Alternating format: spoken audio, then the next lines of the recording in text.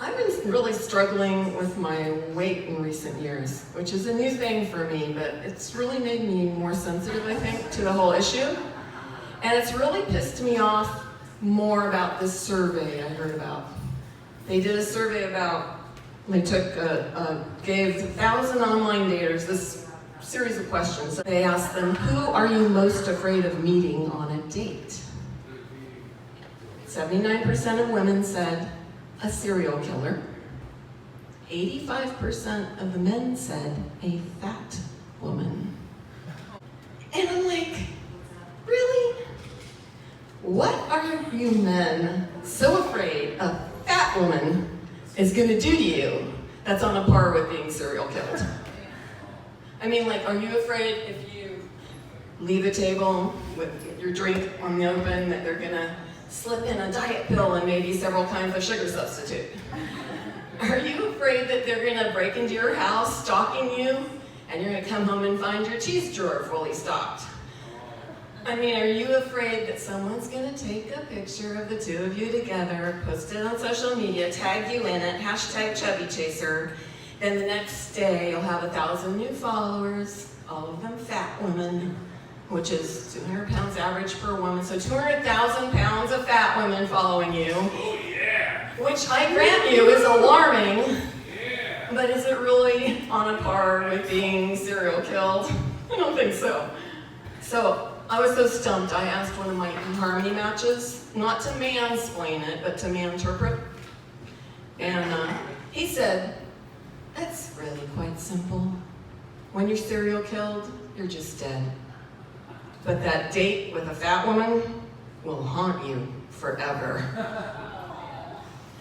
But honestly, the thing that really popped in my head when I heard about that survey was, I really wish that more fat women would become serial killers. And I would do it, except for I'm gonna be really bad at it, I can tell right from the start. You're supposed to go to a town, to buy your serial killing stuff.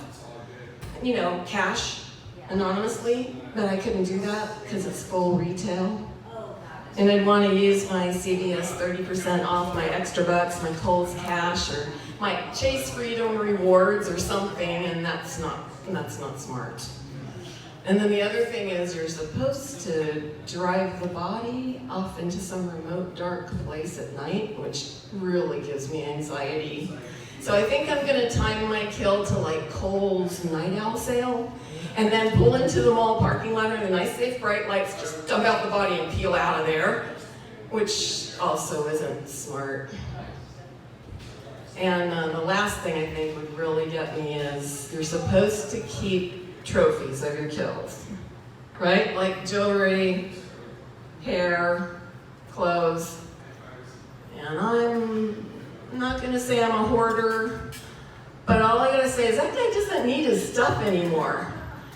And so I'm kind of picturing a U-Haul truck backed up to his house the next day. So I'm gonna get caught. I am.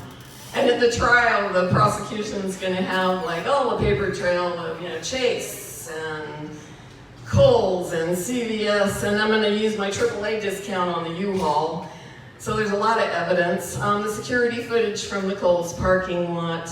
And lastly, they're gonna call up their final witness. It's gonna be John Reinhardt. And he's gonna say, yeah, on at least one occasion, I did hear her talk openly at a comedy stand-up open mic about becoming a serial killer. And then the prosecution's gonna rest. And I'm gonna go away for life without parole. And that's not the worst part. The worst part is I'm gonna realize that if I killed 9 more people and then gotten caught, it would be the same sentence. Life in prison. It's kind of like I wasted 9 Groupons for a free serial kill. And I'm gonna sit in my cell and that's gonna eat away at me, and that's the real punishment. That's it for me.